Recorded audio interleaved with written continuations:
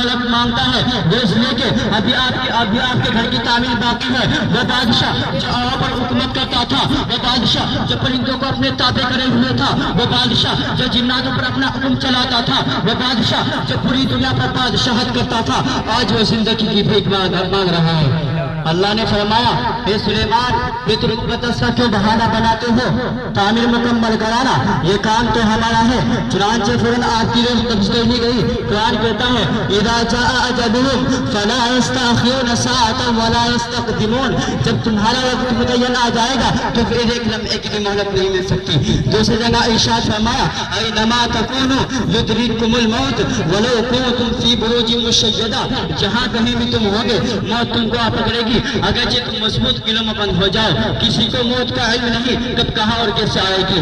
آگاہ اپنی موت سے کوئی بشر نہیں، آگاہ اپنی موت سے کوئی بشر نہیں، سامان 100 برس کا پل کی خبر نہیں۔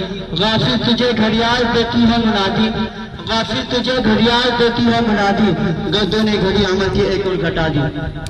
وآخر دعوانا الحمدللہ رب العالمین۔